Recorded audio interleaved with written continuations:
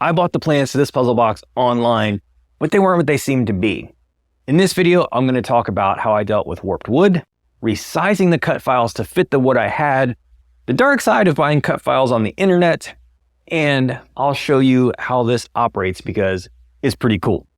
Join me. I got this 3mm plywood. It's not actually 3mm. I bought from 2 different vendors, and this stuff is like anywhere from 2.2 to 3.2 millimeters at different spots when you measure it. The bigger issue is that the plans call for 4mm plywood, and I didn't realize that. I did a test cut, and it was a little too loose with the 3mm plywood. And then I said, wait a minute, what if I made it bigger? So if I use the 3mm I have, I'm going to have a millimeter gap, which is going to result in a lot of slop and play. I've decided to upsize this to 6.35mm or 1/4 inch plywood. So what we need to do is figure out what percentage this is of the size it needs to be and increase everything by that percentage. Through trial and error, what I found is by increasing this at 158%, when I come back, now my squares are 6.35 and 6.37, which is about what I need. So let me show you how I laid all this out in the most efficient manner. This is a program called deepnest.io, and this is not a tutorial on how to use the program. I'm just giving you a quick overview. You bring in your parts as an SVG, and then it shows you each individual part over here. And then what you're going to need to do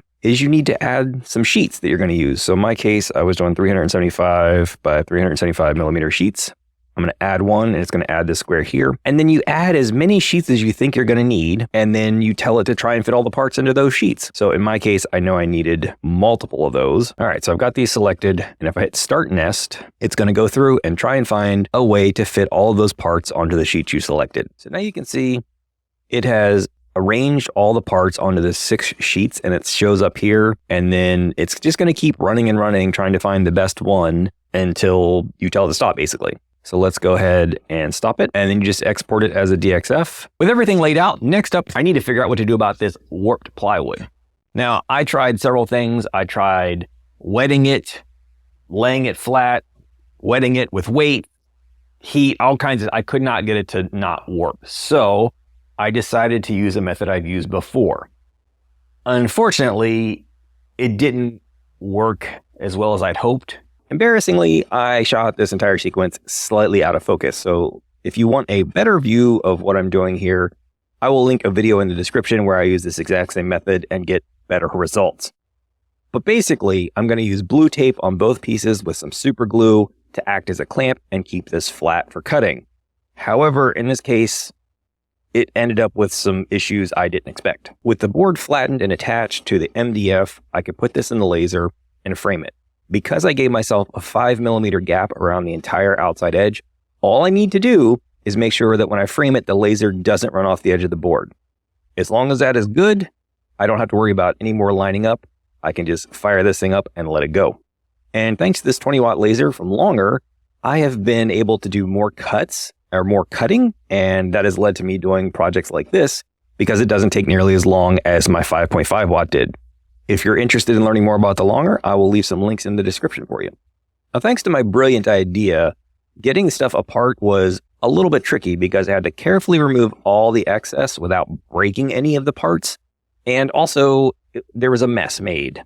And this whole process took me almost as much time as it did to cut everything out, which is kind of embarrassing, but live and learn. So I think the problem I had was I didn't use enough blue tape, and that caused the issues you're about to see. So as you can see on this part, as I'm cleaning it up, there's a lot of residue from the tape, and I'm guessing that is from the chemicals on the tape burning and off-gassing and leaving soot and gunk behind, basically.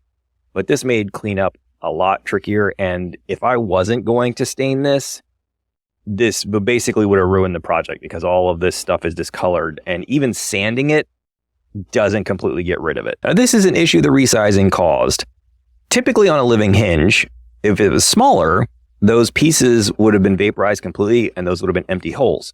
However, because this is bigger, it actually left material in the middle of some of the holes.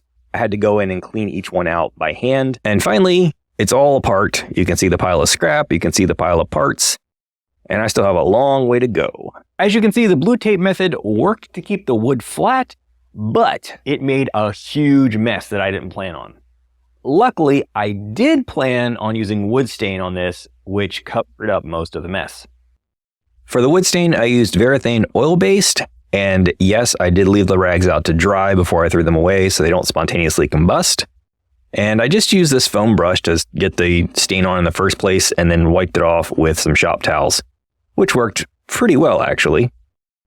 If you're wondering, the color here is called Gunstock, and this one is Ebony.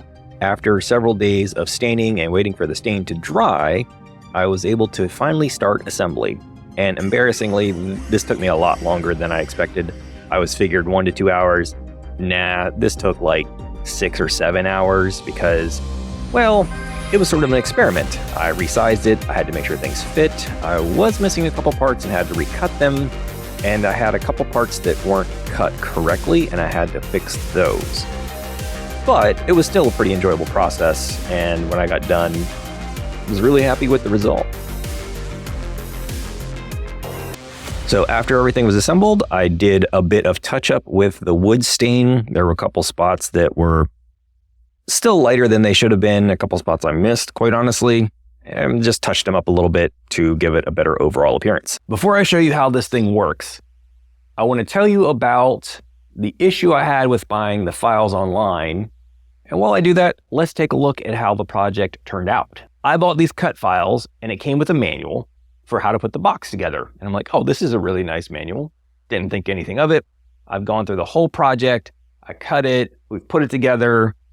It kind of works. I'm still happy with it.